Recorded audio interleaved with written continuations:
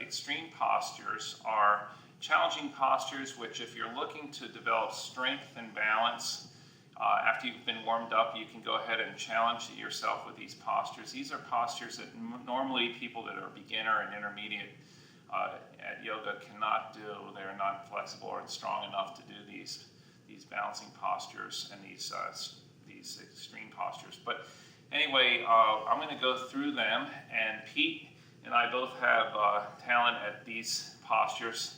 He has a different talent from me. He can do some of the postures that I can't do, and I can do a few that he can't do. So we're going to focus on both of us here. And we're going to start with some of the postures that we can do together. And it's very important that when you do these postures that you're very careful, you're warmed up, that your wrists are warmed up. A lot of these postures need a lot of wrist strength and arm strength. And so you want to be fully warmed up before you go into these postures. So the first posture we're going to go with is we're going to place our hands at our hips. And Pete's going to go into a lotus as he does this posture. That's a little bit even more extreme than what I'm going to do.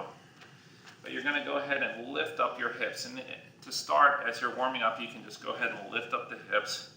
As you get warmed up, you're going to go ahead and lift up the legs as well as the hips. And you can extend the legs as I'm doing here, or you can do as Pete's doing.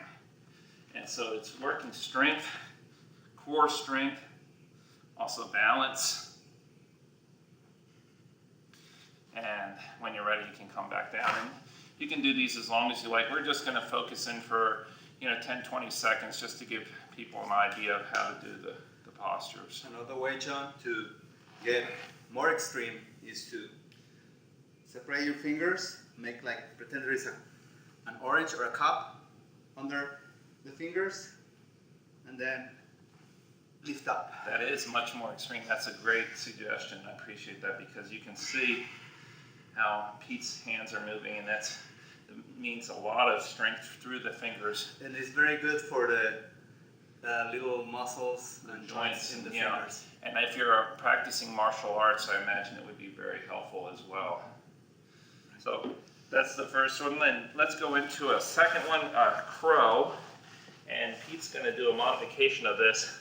The key with the crow is that you have something soft in case your head comes forward and you're not anticipating it. You'll have something soft.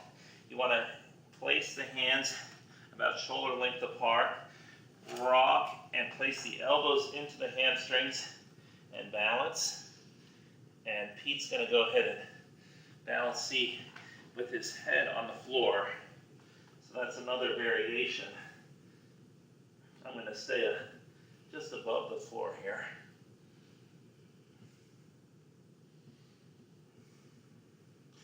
And you're utilizing a lot of strength through the wrist and balance. And also you can extend up the leg.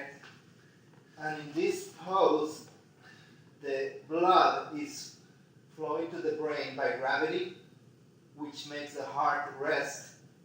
The heart doesn't have to pump up the blood to the brain, but the blood falls by gravity, nurturing all the brain cells, which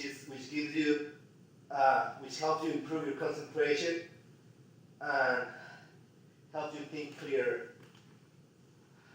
And that's a very good point, and Pete's showing some very good balance there as he's extending up into that headstand.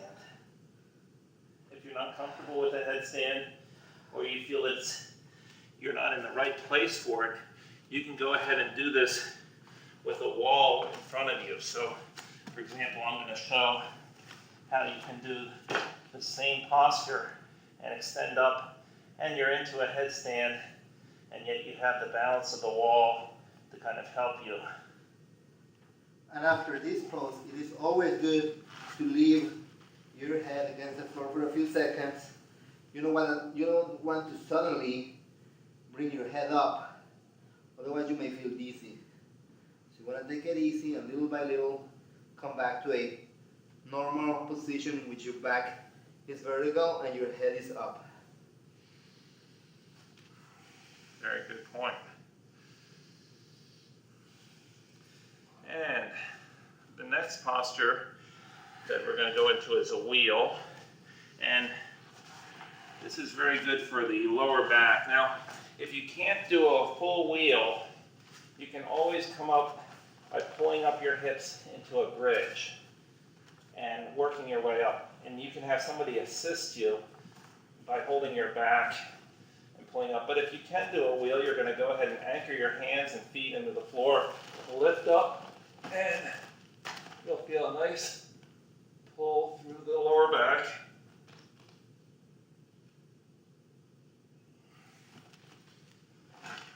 And if you like, when you're in the wheel, you can kick your feet up.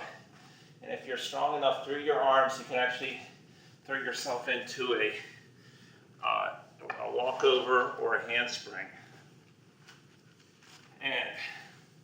But you can see you can work your way up gradually, as Pete is doing there.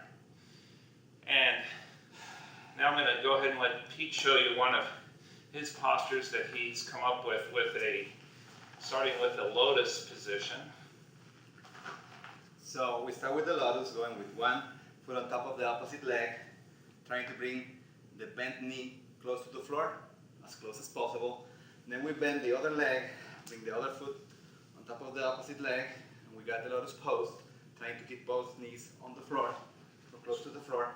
Then we can take several venues from here. We can mix with the locust pose, place the palms under the glutes, then rest the forearms on the floor, curve the chest, and touch the floor with the crown of the head. Also, we can continue combining this lotus pose with the shoulders stand. So we're doing shoulder stand combined with the lotus pose, and we walk the hands closer and closer to the shoulders, keeping our body as vertical as possible. We can then go with the legs overhead. Another variation is, after coming back on the floor, another variation will be to stand on the knees. Now, an easy posture, you can do these as well. They're much easier than what Pete's doing, but you can, I guess, also challenge yourself to a certain degree. You can always start by placing one hand on the floor if you need more balance, but the ultimate goal is to balance the pose and placing the hands in namaste. This is hard. It's much harder with what Pete's doing than what I'm doing because I can allow my feet to kind of touch the Right, you floor. can start with what John is doing and then eventually build up into something more advanced. Actually, the philosophy of yoga is you're in your perfect pose as long as you're doing the best that you can. And yoga is not competitive. Another variation with the chest against the floor. We could mix the lotus pose with the cobra. Half cobra in this case, or cobra.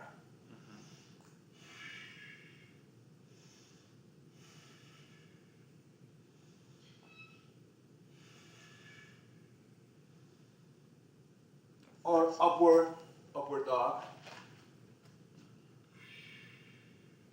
Once you get the lotus posture, there's so many variations. So many variations, yes. Of challenging postures that you can use. Right. Now I'm going to go ahead and show a figure 8 here. And you cross your feet together, place one hand underneath with your elbow going into just underneath the hamstring. Anchor your hands into the floor and lift up, extending out the legs, and you stay in this posture. And you can see that one side will be a little bit easier than the other. So I'm left-handed, my left arm is underneath, holding my body weight there, underneath the hamstring. So I'm a little bit stronger on this side. Another extreme posture is called the peacock, and you're going to bring your fingertips so that they're pointing toward your knees.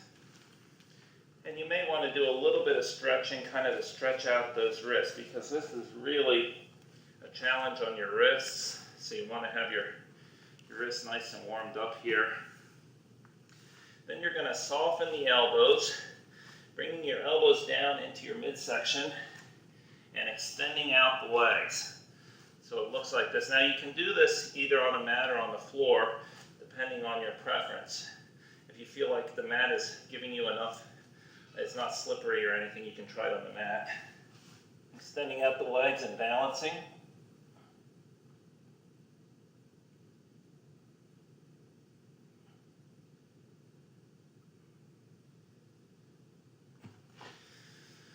So that's the peacock. And now we're going to do a couple of firefly postures. And Pete, if you have any other ones after that, you can go ahead and add. Another curious pose, which you can combine with the lotus or with some other poses, is this is very good for some muscles that we forget to work out. This is for the eyes. We can inhale and look up as high as we can, and then as we exhale, we look down, just moving the eyeballs. We can go up, down, or we can go right on the inhalation, left on the exhalation. Repeating that for a couple of minutes. Also, placing the hand on the opposite knee, other hand behind on the back, and trying to look at your own back, stretching the eye muscles as much as you can, trying to look at your own back. All of that is recommended to keep some healthy eye muscles. And again here we're trying to look at our own back, stretching the muscles of the eye. And at the same time, we're working out our spine, and we are also doing the lotus pose.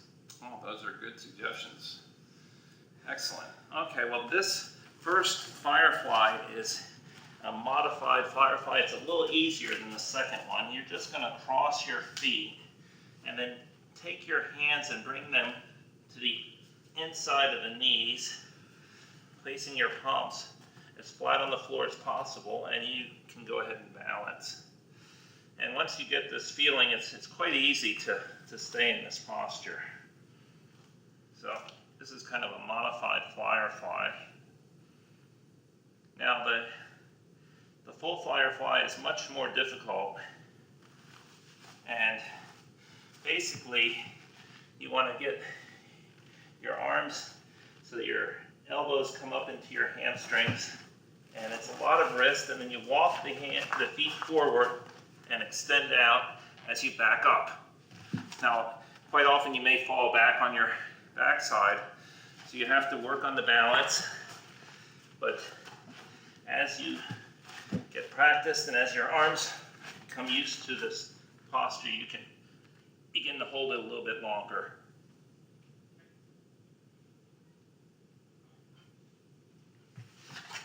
And there are many other extreme postures that you can get into, but these are a good sampling of some that you can work on that really help to lengthen your flexibility or help you with flexibility, and also to increase your strength. One of the things that's great for learning to do the balancing postures and the strength postures or extreme postures is by working out with chin-ups and push-ups and some light weights to increase your strength. And once you get to a certain level of strength through doing chin-ups, these strength poses will be a little bit easier.